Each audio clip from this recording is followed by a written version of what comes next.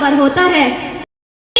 اما بعد فاعوذ باللہ من الشیطان الرجیم بسم اللہ الرحمن الرحیم وَلَقَدْ أَرْسَلْنَا رُسُلًا مِّن قَبْلِكَ وَجَعَلْنَا لَهُمْ أَزْوَاجًا وَذُرِّيَّةً۔ معزز سامعین کرام اور حاضرین جلسہ، آج کی اس محفل میں مجھے جس عنوان پر لب کشائی کرنے کا موقع ملا ہے وہ ہے شادی کی رسومات اور فضول خرچی۔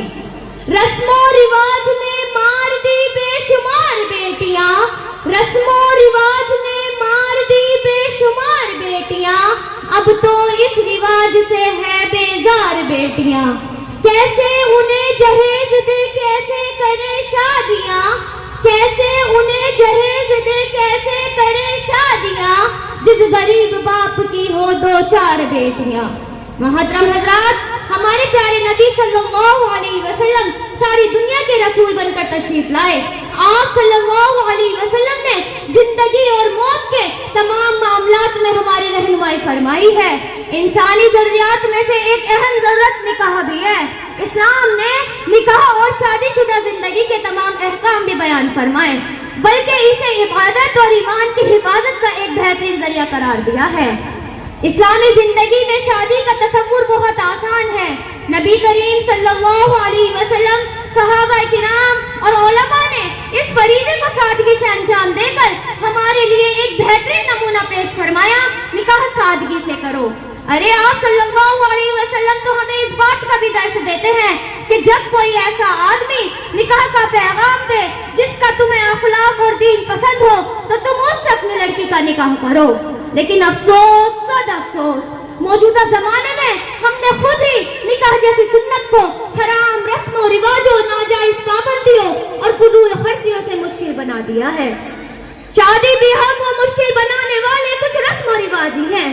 محترم حضرات، ہمارے معاشرے میں منگنی کے نام پر پرتکلف دعوتوں پر لاکھوں لاکھوں روپے خرچ کر دیے جاتے ہیں، اور اگر لڑکی کا باپ اس خود ساختہ معیار پر پورا نہیں اترتا تو اسے رشتے داروں اور برادری والوں کے طعنے برداشت کرنے کے ساتھ ساتھ منگنی توڑ دینے کی دھمکیاں سننی پڑتی ہیں۔ محترم حضرات، دن تاریخ مقرر کرنے کے لیے لوگوں کے مجمع اکٹھے ہوتے ہیں اور قورمے بریانی کی دعوتیں لازمی سمجھی جانے لگی ہے۔ یہی نہیں، دن تاریخ مقرر کرنے کے لیے 100 لوگ جمع ہوتے ہیں جنہیں بغیر کھانا کھلائے بھیجنا ناک کٹانے کے برابر ہوتا ہے، اور اب لوگ شادی ہال سے بینکٹ ہال کی طرف منتقل ہوتے جا رہے ہیں جس نے اخراجات میں اضافہ کر دیا ہے۔ معزز سامعین کرام، براتیوں کی تعداد تو اللہ اکبر، لڑکی کے باپ کی حیثیت نہ ہونے کے باوجود بھی ہزاروں کی تعداد میں براتیوں کو لے کر شادی ہال میں لے جایا جاتا ہے۔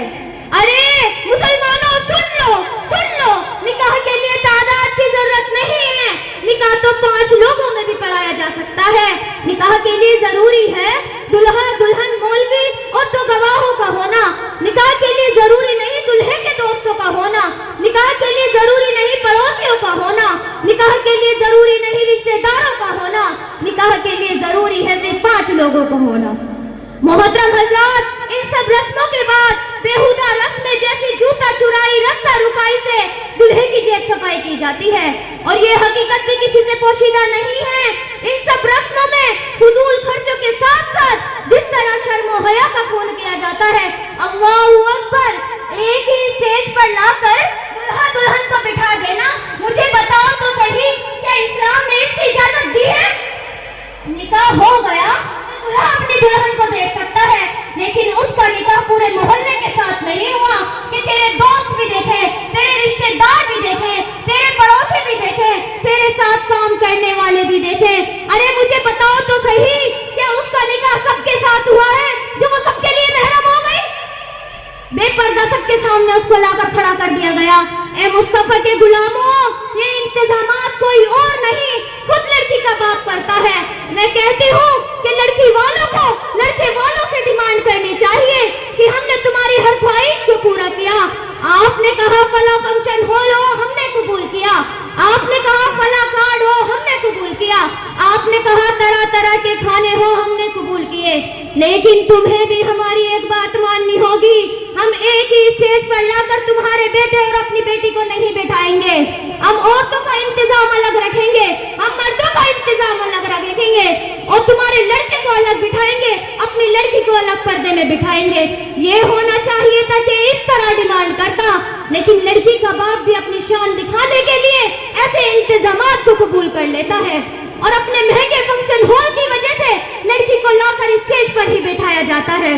لڑکی کے پاس کوئی پردہ نہیں ہے، کوئی نقاب نہیں ہے، کوئی چادر نہیں ہے، لڑکی بے پردہ آ کر سب کے سامنے کھڑی ہو گئی۔ اگر گھونگھٹ بھی ہے تو تھوڑی دیر کے لیے ہے، تھوڑی دیر میں وہ گھونگھٹ بھی ہٹ جائے گا، ہاتھ پیر بھی ہلیں گے، کپڑے اوپر نیچے بھی ہوں گے، پیٹھ بھی دکھائی دے گی۔ اللہ اکبر! بے غیرتی اور بے حیائی کا جنازہ ایسا نکالا جائے گا کہ وہیں اسٹیج پر جمع ہو کر لڑکی کی سہیلیاں مذاق کرنا شروع کریں گی، لڑکے کے دوست مذاق کرنا شروع کریں گے، آپس میں کتنی دوستیاں ہوں گی، آپس میں کتنے فون نمبر ایکسچینج ہوں گے۔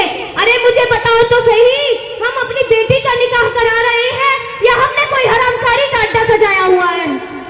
محترم حضرات، اس سے ہمیں اپنے معاشرے کو بچانا